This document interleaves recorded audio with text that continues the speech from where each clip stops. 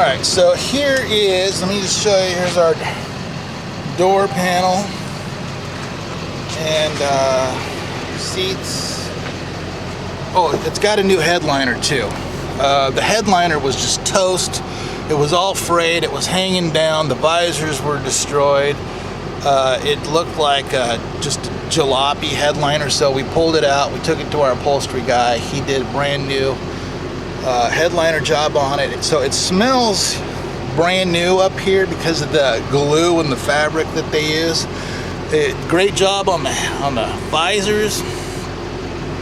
They were just black from guys with dirty hands touching them, and it's such a light colored headliner, it just didn't stand a chance. So now it's beautiful. That's done. You'll notice that it has two sirens. One is the older style that's Unitrol. I actually like Unitrol sirens, the older ones. They sound great. And it must have failed at some point, and then they put in a Federal Signal. I thought it was actually Wheeling. It's a Federal Signal siren. And let me just show you. Let me make sure we're on. We got everything.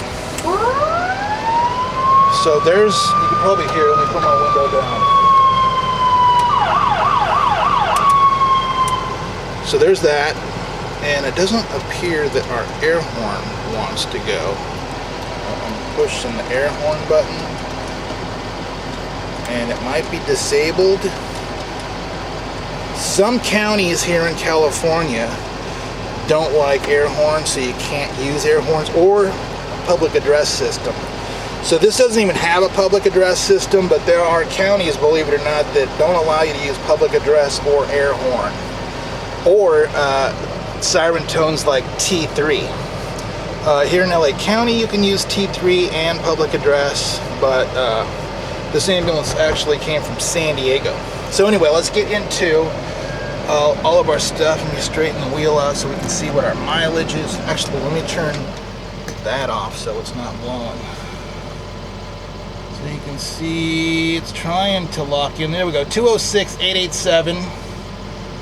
We got no check engine light, no service engine soon, no water and fuel, no bad codes showing on our gauge. All the needles are where they're supposed to be.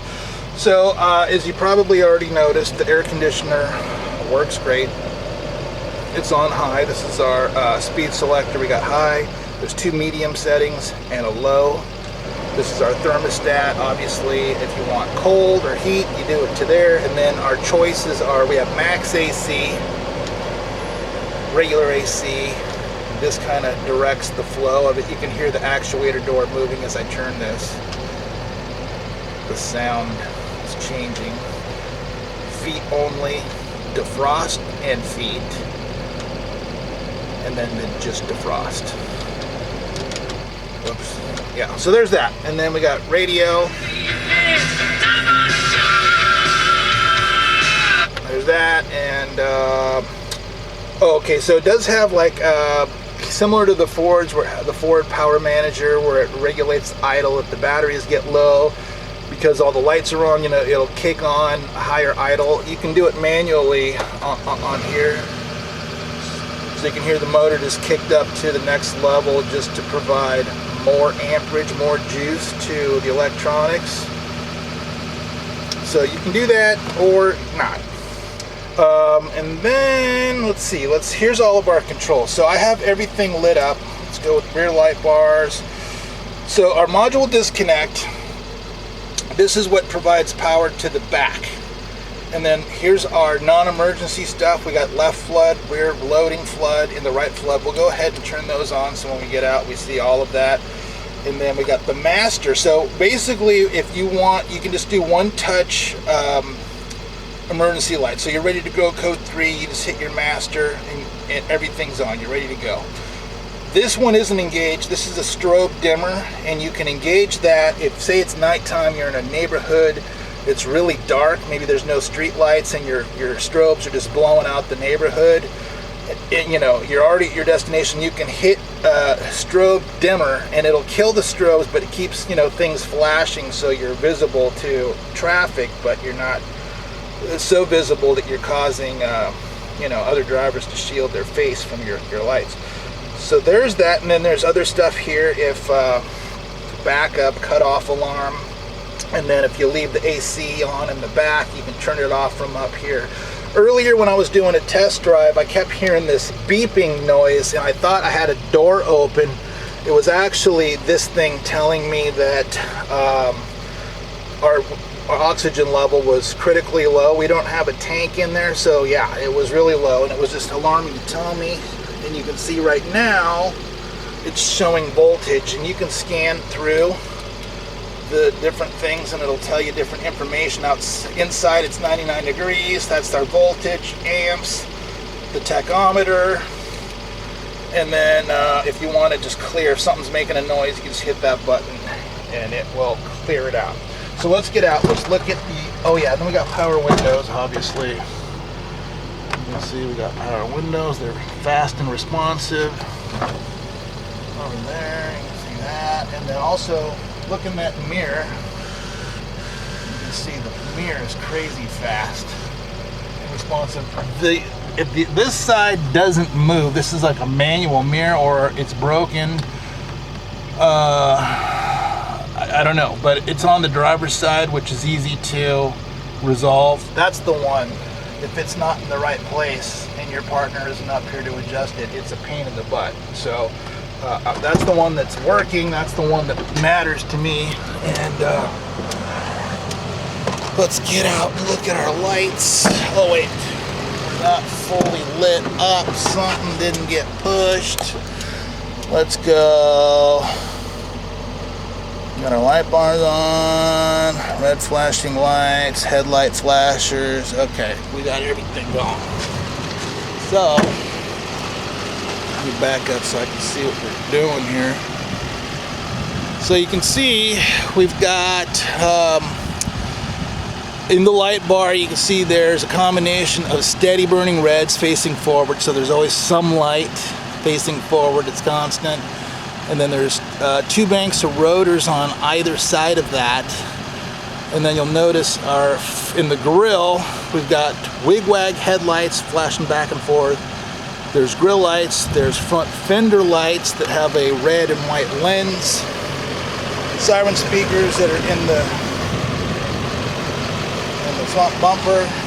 I turned on the side floodlights, in the rear, all the floodlights, so we can see that.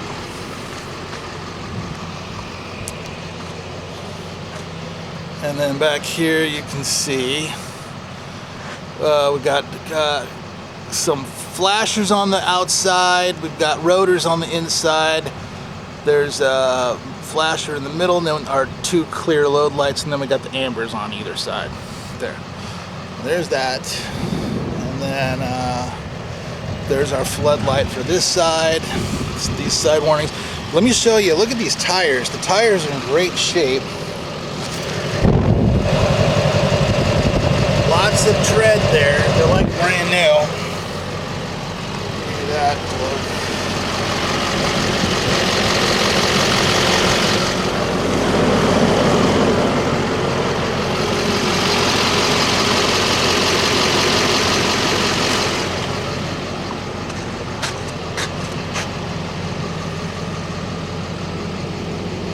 And then let me give you a shot underneath.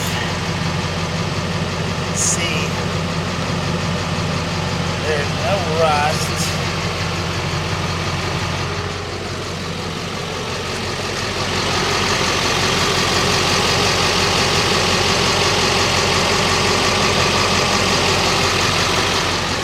And there's no leaks or anything. There's no oil leaks, transmission leaks, anything like that.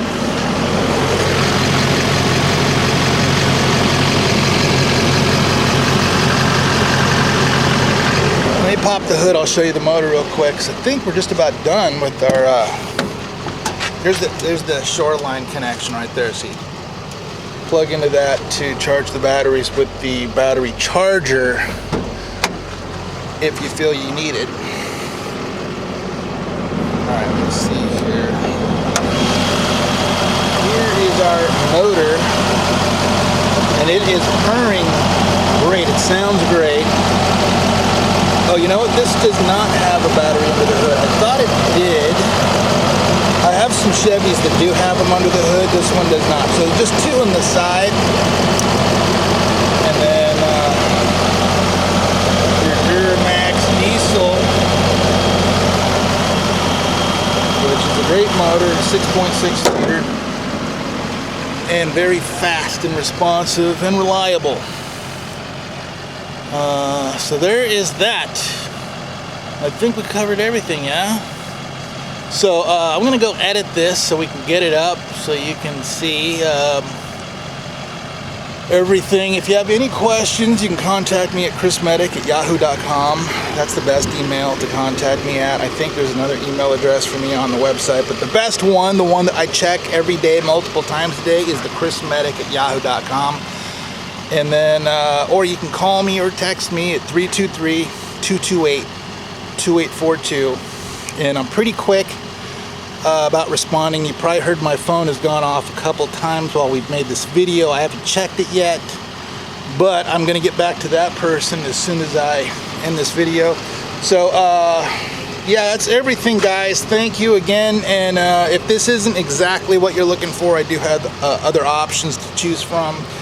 So just, okay, I almost forgot to show you this. There is a spotlight right here.